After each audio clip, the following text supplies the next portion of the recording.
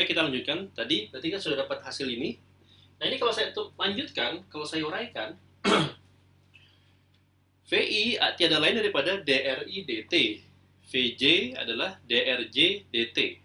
Maka saya bisa tuliskan dalam bentuk seperti ini. Dan RI minus RJ tiada lain daripada definisi RIJ. Maka dengan kata lain saya punya GIJ dot DRIJ DT. Nah, tadi asumsinya bahwa GIJ adalah gaya sentral, maka dia hanya bergantung pada fungsi radial atau fungsi skalar jarak dari RIJ, dari vektor RIJ. Maka kalau saya dotkan GIJ DRIJ DT, saya punya HIJ yang hanya fungsi skalar RIJ saja. Lalu dia punya arah radial RIJ didotkan dengan DRIJ DT. Arah radialnya sama, maka dot produknya vektor satuan dot produk kan 1, maka saya punya bentuk HIJ fungsi skalar dikalikan DRIJ yang skalar DT. Oke. Nah, ini kalau saya masukkan dalam integral, maka integral GIJ dot VI dt ini tiada lain daripada integral HIJ dari DRIJ saja, ya kan? Ini dari integral dari posisi A, saya namakan di sini A sampai B. Nah, ini adalah suatu fungsi skalar yang bergantung pada jarak diintegralkan terhadap posisi skalar dari I dan J. Ya, selisih posisi I dan J. Ini suatu skalar, besaran skalar. Sebelum saya tahu bentuk spesifik dari fungsi HIJ, ya saya tidak bisa meneruskan integral ini. Tapi apapun integral ini dapat saya tulis sebagai suatu besaran skalar. Saya namakan saja dia H besar gitu ya. HIJ fungsi dari RIJ. Anda lihat, ini adalah fungsi RIJ diintegralkan terhadap RIJ. Jadi apapun hasilnya, pasti kalau diintegralkan dia akan bentuknya tetap seperti ini, gitu ya. Oke. Nah, ini belum saya sumasikan, maka kalau saya sumasikan apa ini I sama dengan 1 sampai N, J tidak sama dengan I sampai N, integral GIJ dot VI dt, ya ini bisa saya tulis adalah hanya sumasi dari ini saja. Oke. Ini maaf saya tadi, ini RIJ pada posisi B, okay, pada kondisi B dikurang HIJ pada kondisi A, ya. Ya, ini kalau saya tuliskan, ya ini tinggal sumasi I dan J tidak lain daripada bentuk seperti ini ya.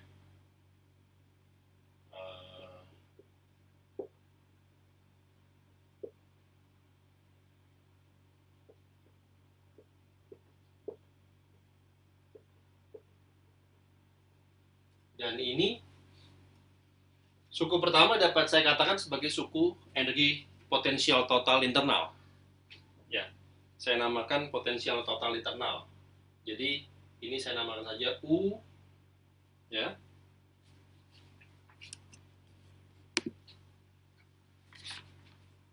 Oh, maaf. Saya definisikan ini adalah A minus B. Artinya apa? Artinya definisi dari H besar IJ adalah minus dari integral H kecil IJ DRIJ. Oke? Itu sekedar definisi aja ya. Untuk apa? Untuk menyamakan dengan definisi energi potensial yang eksternal. Jadi dengan kata lain, maka ini dapat saya tulis sebagai UA minus UB. Jadi dengan asumsi konservatif, saya bisa tuliskan bahwa suku kedua itu dapat juga ditulis sebagai selisih selisih energi potensial internal sistem. Oke, nah ini kalau saya berarti ruas kanan ini dapat saya tulis sebagai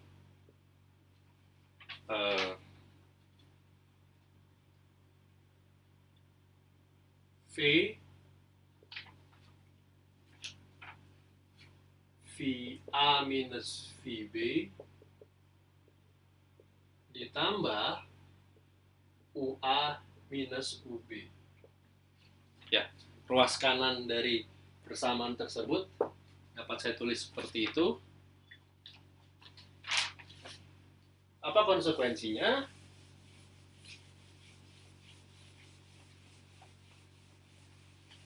Konsekuensinya adalah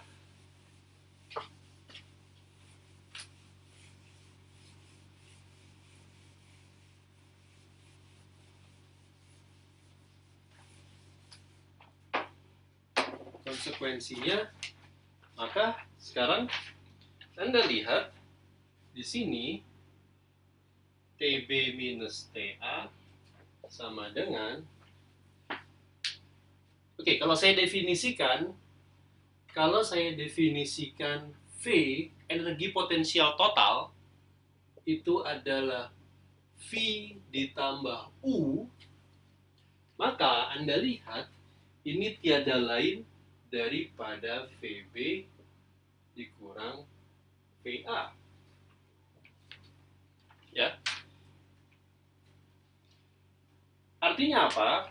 Artinya di sini kita sedang membuktikan bahwa pada kasus system of particles, sistem dari kumpulan partikel, jika gaya yang bekerja, baik itu internal maupun eksternal, itu konservatif, maka sistem tersebut akan mengkonserv energinya. Atau dengan kata lain, energi total dari sistem tersebut tetap kekal, sama seperti pada kasus satu partikel. Anda lihat ini tiada lain daripada hukum kekekalan energi mekanik. Ya, di sini saya dapat T plus V sama dengan saya namakan E, ya. Ini adalah conserved. Apa yang sudah kita turunkan ini adalah hukum kekekalan energi mekanik bagi sistem partikel, bagi sistem multipartikel, bukan hanya untuk satu partikel, tapi sistem multipartikel. Oke.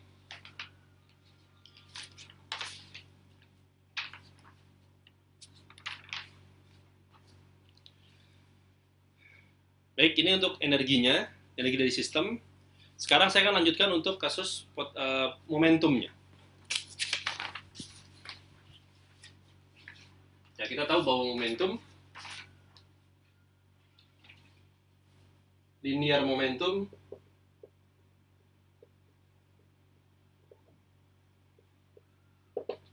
itu kita tahu didefinisikan sebagai, ya, maka linear momentum untuk satu partikel, maka di sini untuk satu partikel linear momentumnya seperti ini, ya. Massa partikel tersebut dikalikan kecepatan partikel tersebut, partikel yang sama. Dengan demikian kita bisa menghitung total linear momentum, ya. Total linear momentum saya namakan P besar, harap dibedakan dengan posisi partikel tadi, ya. Ini P-nya P vektor. Total linear momentum itu tiada lain daripada sumasi dari semua momentum individu partikel yang bersangkutan.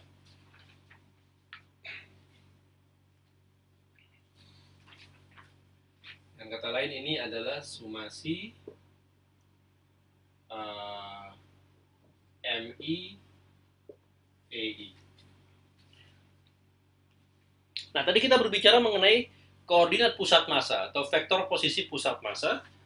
Masih ingat ya, didefinisikan sebagai R adalah dalam kasus diskrit MI RI per MI, ya. Artinya apa? Artinya kalau sekarang saya menghitung kecepatan dari pusat massa, jadi ketika sistem ini bergerak, katakanlah alih-alih meninjau kecepatan dari masing-masing partikel, saya ingin melihat bagaimana pusat massanya bergerak. Maka itu didefinisikan sebagai kecepatan dari pusat massa, dr besar dt atau r dot, ya. R dot ini tiada lain daripada turunan dari posisi pusat massa terhadap waktu. Karena m-nya konstan, maka ini hanyalah turunan dari m ri dot per mi. Tapi ri dot itu adalah vi, ya kan? Vi. Maka ini bisa saya tulis sebagai sumasi dari ini adalah momentum total, ya, momentum total dibagi apa itu tadi, sumasi dari mi adalah massa total.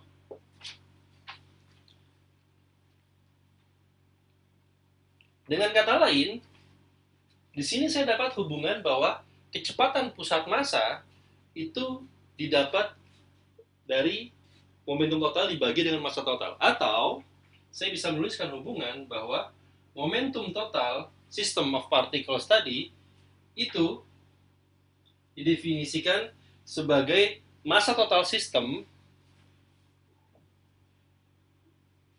dikalikan dengan kecepatan pusat massanya. V vektor ini oke, mungkin V untuk tidak merancu saya tulis seperti ini aja ya. R saja, R dot. Oke. R dot. Apa arti fisis dari persamaan ini? Ini persamaan yang tidak terlalu baru bagi kita, ya kan? Definisi momentum seperti ini. Tapi kan ini bukan lagi sistem bukan sistem satu partikel. Ini bukan satu partikel saja. Ini sistem dari banyak partikel. Jadi Anda bisa memandang sekumpulan partikel yang bergerak, maka momentum total dari sistem tersebut dapat Anda lihat hanya dengan melihat di mana posisi center of mass-nya, posisi pusat massanya, dan jika Anda konsentrasikan semua massa-massa partikel tersebut di titik pusat massa tersebut, maka momentum sistem itu dapat dihitung seperti massa total yang terkonsentrasi pada titik pusat massa dan bergerak dengan kecepatan pusat massa tersebut. R dot adalah kecepatan pusat massa. Ya. Jadi seolah sistem tersebut berlaku seperti single particle, ya, di mana massanya adalah massa totalnya dan posisi partikel tersebut terkonsentrasi pada posisi center of mass-nya, pusat massanya. Ini tidak setrivial yang kita sangka ya. Ini hasil yang menarik karena ini untuk system of particles, bukan untuk satu partikel tunggal. Oke, saya hapus ini.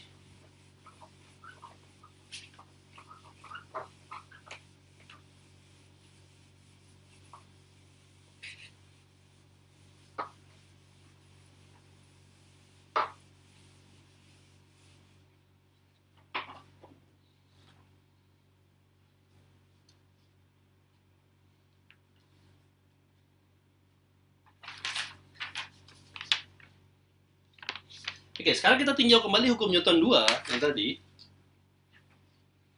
Kembali ke hukum Newton 2 untuk satu partikel.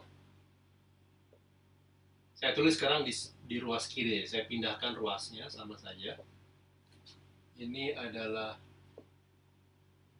ditambah J dari GIJ. Kan seperti ini tadi ya.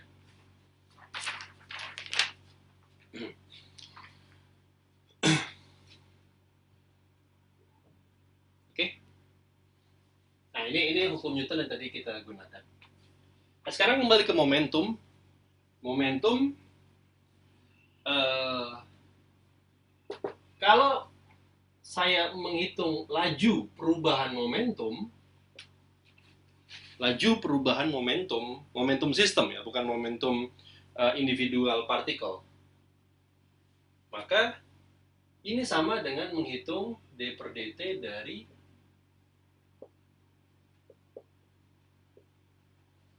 ya, dan ini masanya konstan, bisa saya keluarkan, maka ini sumasi dari mi dvi dt. Nah, Anda lihat bahwa hasil ini adalah ruas kiri dari hukum Newton. Memang seharusnya begitu, karena dalam satu partikel laju perubahan momentum tidak lain daripada gaya. Ya.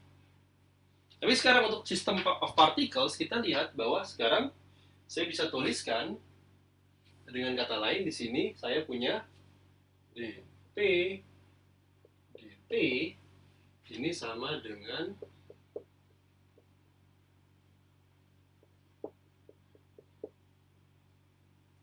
GIJ. Ya kan?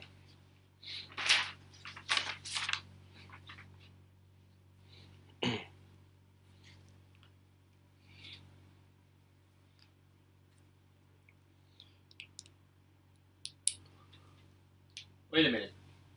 Yang ruas kiri, yang sama dengan ruas kiri adalah bentuk ininya. Ya, berarti kalau disumasikan, saya punya sumasi di sini. Maaf, saya berarti punya sumasi di sini. Sumasi terhadap I plus sumasi terhadap I. Oke.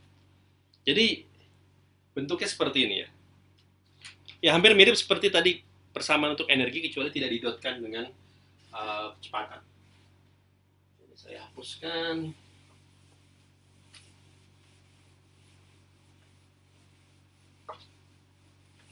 Nah,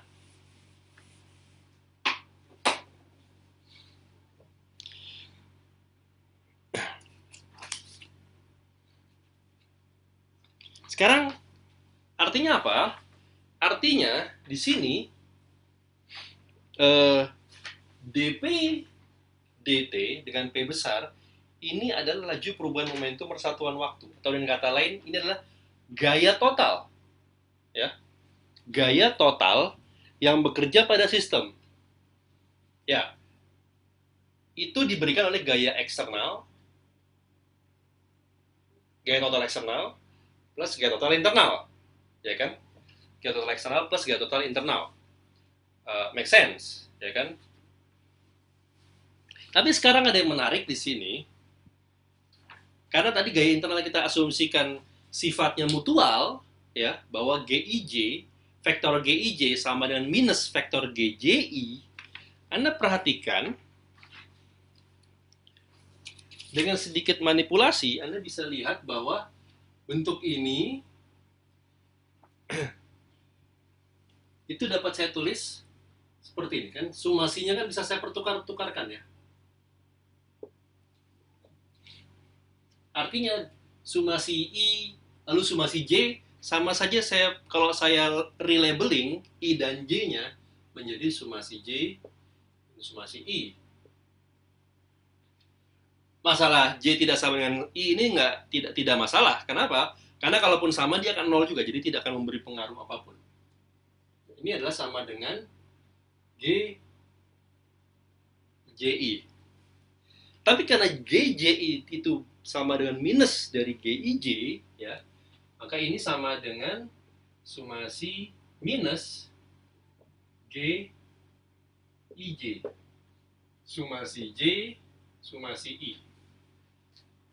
Nah, tapi karena sumasi tadi seperti saya katakan bisa dipertukarkan, maka saya bisa pindahkannya jadi sumasi I dan sumasi J lagi. Artinya apa? Artinya ini sama dengan minus dari dirinya sendiri. Konsekuensinya apa? Konsekuensi bahwa dia haruslah nol. Dengan kata lain, kalau Anda sumasikan semua gaya internal yang bekerja pada masing-masing partikel, maka sumasi akan 0. Ini bisa Anda lihat, misalnya saya punya sistem paling gampang 3 partikel gitu ya. 1, 2, 3. Ya. Satu akan punya 2 jenis gaya, yaitu G13 dan G12. Partikel 2 juga punya G21, G23. Partikel 3 punya G31 dan G32. Ya kan? Saya berarti di sini secara total ada 6 gaya yang terlibat. Tapi ke-6 gaya ini, kalau Anda jumlahkan semuanya ke 0. Kenapa? Karena G13 akan sama dengan G31. Minus, akan sama dengan minus G31. Dan kalau dijumlahkan 0, dijumlahkan 0, dijumlahkan juga 0. Jadi dengan kata lain, kalau Anda sumasikan seluruh gaya internal, mereka akan menghasilkan 0. Maka dP besar dt hanya diberikan kontribusinya oleh gaya eksternal saja. Karena gaya internal itu saling menganihilasi. Akibat apa? Akibat mereka gaya sentral. Dan ini tadi sudah kita tuliskan sebagai saya tuliskan sebagai F besar ya, F pasti F besar. Tapi F tanpa ada sumasi, vektor F tanpa ada sumasi ini artinya gaya total. Dengan kata lain, maka laju perubahan momentum sistem itu tidak bergantung pada gaya internal di dalamnya. Ya. Gaya internal di dalamnya tidak akan memengaruhi momentum dari sistem tersebut. Nah, ini hasil yang tidak trivial sebenarnya. Karena kita belum pernah membahas untuk kasus sistem, kita hanya membahas untuk kasus single particle, satu partikel. Ini ekivalen dengan menyatakan bahwa massa total dikalikan dengan kecepatan pusat massa itu sama dengan gaya total atau gaya eksternal yang bekerja terhadap sistem tersebut. Artinya, ini adalah hukum Newton untuk system of particles. Jadi suatu sistem dari multipartikel, dia hanya akan punya laju perubahan momentum jika gaya eksternalnya itu tidak nol resultannya. Ya. Selama tidak ada gaya eksternal, maka sistem tersebut tidak akan memiliki laju perubahan momentum, meskipun ada gaya-gaya internal di dalamnya, karena gaya-gaya internal tersebut saling menganihilasi. Oke. Saya rasa cukup sekian. Nanti kita lanjutkan pada kasus aplikasinya, misalnya pada kasus collision atau tumbukan.